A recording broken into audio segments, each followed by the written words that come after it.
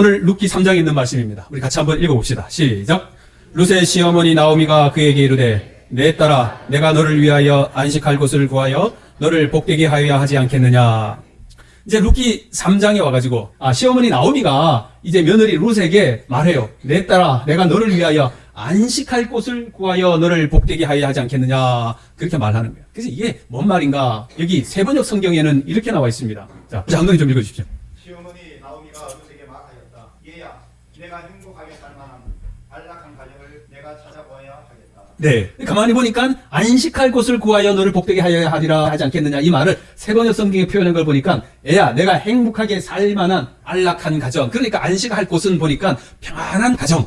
왜? 이 룻이 이제 오래전에 남편을 잃고 이제 이국 땅, 멀리 타국 땅에 와가지고 혼자 살고 있으니까 뭐가 안식이 되겠습니까? 얼마나 힘들겠어요. 그래서 나오미가 며느리 룻에게 이런 말을 하는 것입니다. 야, 너도 좀 이제 행복한 가정 좀 꾸려야 하지 않겠느냐. 그 말을 해주는 것입니다. 그래서 여기 안식이라고 하는 히브리어 마노 아흐는 휴식처, 안식처라고 하는 그 의미가 여기 있는 것입니다. 이 모압에서 돌아온 나오미와 이방 여인 이 룻이 이 유다에서 살아가는 과정은 매우 어려웠다는 것입니다. 그래서 그들에게는 정말 이 휴식처나 안식처가 필요했던 거예요. 하나님은 그들에게 평안한 안식처를 제공해 주시기를 원하는 것입니다. 뿐만 아니라 오늘 여기 오신 여러분과 저에게도 여전히 우리 하나님은 안식처를 제공해 주시기를 원하는 것입니다. 오늘 이 안식처는 누구를 통하여 제공해 주는가? 여기 보니까 이 보아스라고 하는 한 남자를 통하여 안식처를 제공해 준다는 그러한 내용입니다. 우리가 잘 아는 것처럼 이 가정이라고 하는 것, 집이라고 하는 것을 영어로 패밀리라 그렇게 하는데 패밀리를 이렇게 잘 풀어놨는데 누가 참 잘 풀어놨어.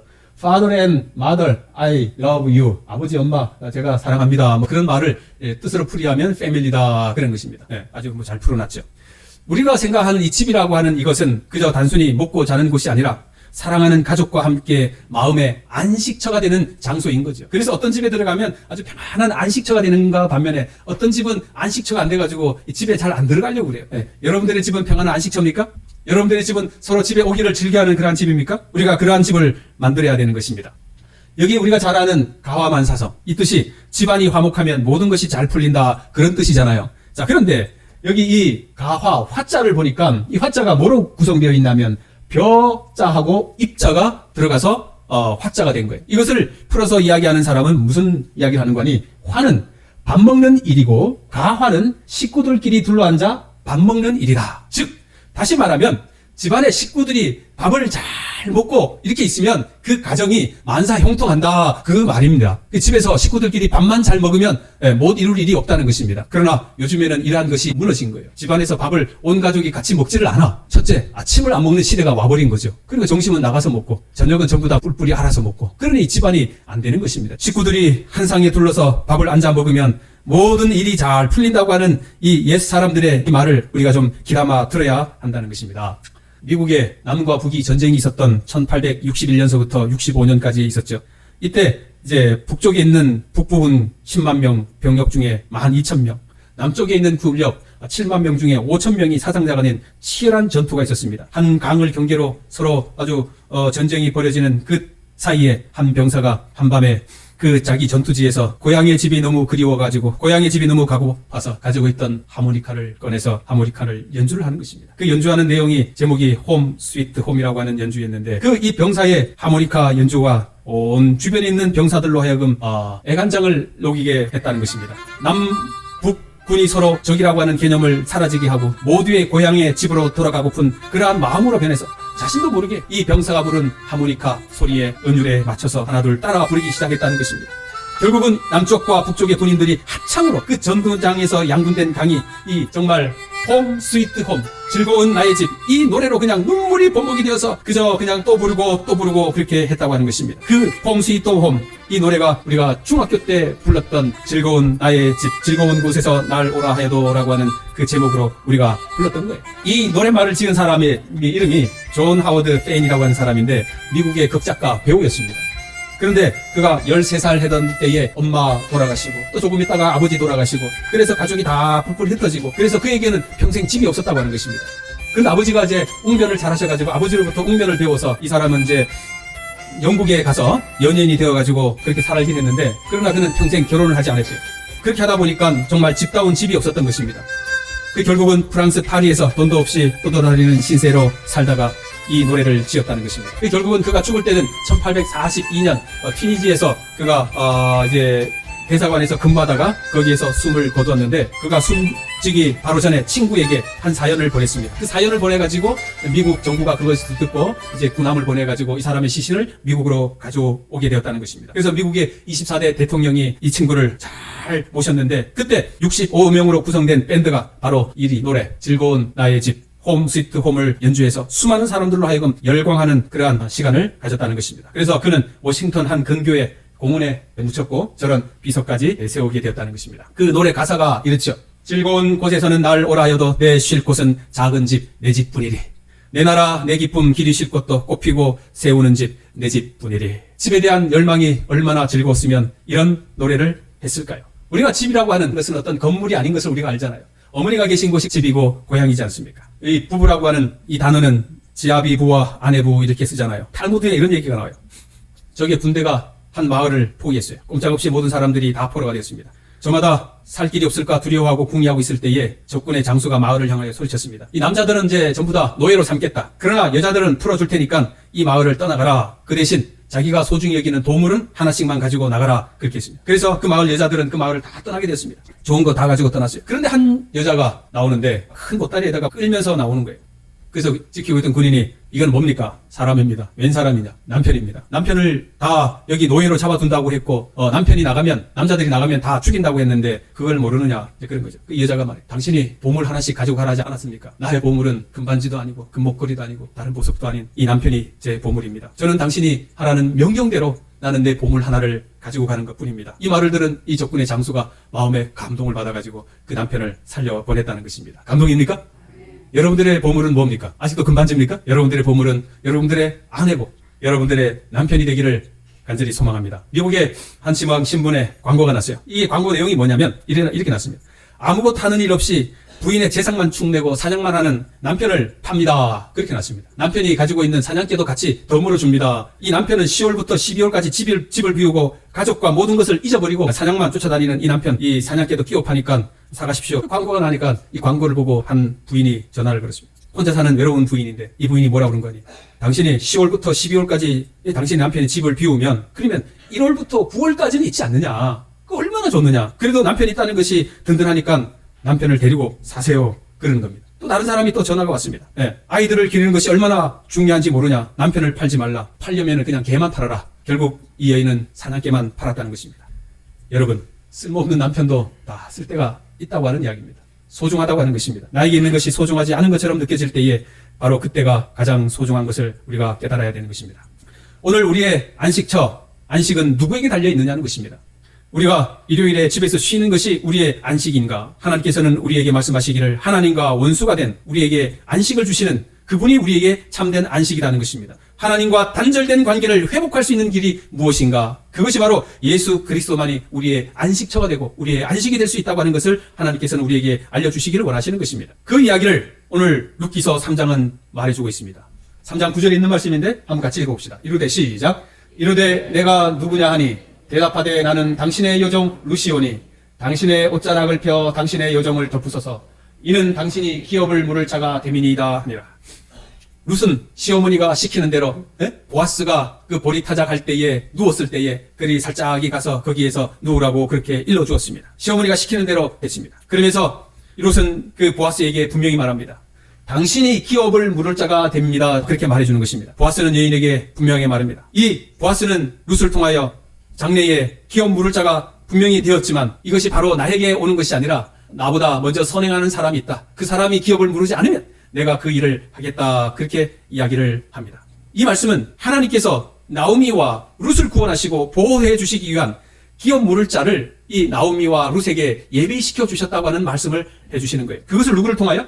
이 예수 그리스도의 표상인 이 보아스라고 하는 사람을 통하여 기업 물을 자를 허락해 주신 것입니다. 그래서 이 보아스를 통해서 나오미의 가정을 구원해 내시는 모습을 여기 성경은 우리에게 알려주시는 것입니다. 보아스를 준비하신 하나님께서 오늘 동일하게 여러분과 저를 구원해 주실 것입니다. 그 하나님께서 우리를 구속하기 위하여 하나님께서는 예수 그리스도를 이 땅에 보내셨고 그리스도 안에서 우리에게 구원의 은혜를 여러분과 저에게 베풀어 주셨다고 하는 것입니다. 10절과 11절에 있는 말씀을 제가 읽어보겠습니다. 내 딸아 여호와께서 내게 복 주시기를 원하노라. 내가 가난하건 부하건 젊은 자를 따르지 아니하였으니 내가 베푼 인애가 처음보다 나중이 더하도다. 그리고 이제 내 딸아 두려워하지 말라. 내가 내 말대로 내게 다 행하리라. 내가 현숙한 여자인 줄을 나의 성읍 백성이 다 아느니라. 이 보아스는 이 룻이라고 하는 여인이 얼마나 정숙하고 현숙한 여인인지를 이미 그 동네 사람들이 다 알고 있었고 보아스도 알고 있었다고 하는 그 사실입니다. 그래서 룻은 그 시모의 뜻을 따라서 그리고 가문의 명예를 위하여 자기 자아를 희생함과 동시에 이 보아스에게 찾아가서 자기를 위하여 자기의 가정을 위하여 이러한 것을 베풀어 달라고 요청을 했고 그 요청을 그는 받게 되었던 것입니다. 하나님께서 보아스를 통하여 이 룻의 가정을 베풀어 주시고 이 룻의 가정에 또 자녀를 허락해 주시는 놀라운 복을 우리가 생각할 때에 하나님께서 마지막 때에 여러분과 저를 어떻게 구원하실지를 알려주시는 것입니다. 여기 분명히 말씀하십니다. 내가 기업 물을 자의 책임을 내게 이행하리라. 이 말씀은 오늘 룻에게만 하는 말씀이 아니라 여러분과 저에게도 동일한 말씀을 것을 꼭 기억하시게 되기를 바랍니다. 기업 물을 자의 책임을 내가 다 이행하시겠다. 그것을 위해서 우리 주님께서 분명히 오셨고 지금도 하늘 지성소에서 그 사업을 이행하시기 위하여 기도하고 계시다고 하는 것 사실을 여러분들이 잊지 마시게 되기를 간절히 소망합니다. 보아스는 여호와께서 룻에게 복 주시기를 그렇게 축복합니다. 그리고 룻에게 안심하고 두려워하지 말라고 말합니다. 룻이 요청한 대로 기업 물을 자의 의미를 다하겠다고 분명히 약속하신 거예요. 하나님의 약속은 이루어 주십니까? 분명히 이루어 주시는 것입니다. 내가 베푼 인애가 처음보다 나중이 더하도다. 그렇게 보아스는 말했습니다. 여기서 인애라고 하는 것은 친절, 인자, 자비, 자애 이런 말입니다. 룻이 만약에 이러한 신앙을 좀 잘 하지 않았다고 하면 이 보아스로부터 그런 복을 받지를 못했을 것 같아요. 우리 하나님께서 여러분들에게도 이런 인애 베풀기를 그러한 원하는 마음으로 우리가 살아야 되는 것입니다. 여러분들이 그렇게 베푸시면 하나님으로부터 동일한 인애를 우리가 받게 될 것이라 저는 확신합니다. 마태복음 12장 7절에 나는 자비를 원하고 제사를 원하지 아니하노라. 우리 주변에 우리가 해야 할 일이 있다고 하면 우리는 자비를 베푸는 것입니다. 우리는 공의를 베푸는 게 아니에요. 우리는 뭘 베풀어야 한다고요? 자비. 그래서 자비로운 주 하나님도 되긴 하지만 자비로운 교회 성도들 그렇게 되어야 되는 것입니다. 너희 아버지의 자비로우신 같이 너희도 자비로운 자가 되라. 아멘. 네, 그렇게 합니다. 우리 구주 하나님의 자비와 사람 사랑하심이 나타날 때에 우리를 구원하시되 우리의 행한 바 의로운 행위로 말미암지 아니하고 오직 그의 긍휼하심을 따라 중생의 씻음과 성령의 새롭게 하심으로 하셨다. 이렇게 했습니다. 하나님께서요 이 보아스를 통해 룻과 나오미를 분명하게 구원해 주셨습니다. 그 구원의 과정을 보면 처음에 곡식으로 그에게 생계를 허락해 주셨고요. 그 다음에 가정을 이루어 안식처를 만들어 주시고 그 다음에 그의 끊어진 자손을 다시 이어서 영원히 대를 이어갈 수 있도록 해주시는 그러한 놀라운 역사를 하나님께서 허락해 주신 것입니다. 이러한 모든 과정이 오늘 우리의 삶 속에서도 동일하게 꼭 이루어지게 되기를 간절히 소망합니다. 그래서 이 기업 물을 자의 의미를 성경에서는 성경적 언어로 고엘이라고 하는 단어를 쓰는 것입니다. 이 고엘이라고 하는 단어에 네 가지의 뜻이 있는데 토지를 물러주는 거예요. 그리고 노예된 자를 해방시켜주는 것입니다. 그리고 계대 결혼으로 대를 이어주는 것이고요. 그 다음에 그 원한을 갚아주는 거예요. 복수해주는 거예요. 이것이 고엘 제도가 갖는 의미예요. 그래서 이 보아스가 이 고엘 제도의 의미를 그대로 누구에게? 룻과 그 나오미의 가정에 허락해 주시는 것입니다. 이 동일한 제도가 이제 마지막 시대에 여러분과 저에게도 하나님께서 이 고엘 제도를 통하여 해주시는 것입니다. 그 첫 번째가 하나님께서 여러분과 저에게 천국의 자리를 확보해 주시는 것입니다. 그것을 위해서 주님이 오신 거예요. 그리고 우리를 천국의 시민으로 만들어 주시고 그리고 세 번째 마귀로부터 해방시켜 주시는 거예요. 누가? 예수 그리스도께서. 이 보아스가 그 룻을 해방시켜주는 것처럼 예수 그리스도가 여러분과 저를 마귀로부터 해방시켜주는 것이고 또 예수 그리스도께서 우리에게 억울한 누명을 쓴 그 모든 것들을 하나님께서 다 갚아주신다고 하는 사실을 우리가 기억해야 하는 것입니다. 그래서 이 룻 이야기는 먼 옛날 그 이야기가 아니라 지금 여러분과 저가 현실과 미래에 겪어야 할 그 이야기를 오늘 이 보아스를 통해서 우리에게 말씀해 주신다는 것을 알아야 하는 것입니다. 자, 이제 말씀을 정리하면서 룻기 전체의 이 맥락을 우리가 볼 때에 엘리멜렉의 가문은 비록 법적으로 그의 후손이 끊어졌지만 이 보아스와 룻으로 말미암아 간접적으로 이 가문의 명예를 지킬 수 있었다고 하는 사실인 거예요. 나오미 역시 룻을 통해 손자를 얻음으로 인해서 자신이 못다 이룬 한을 풀게 된 거죠. 결국 이 룻의 제일 구원자는 보아스였다는 것입니다. 그리고 두 번째 구원자는 누구였는가?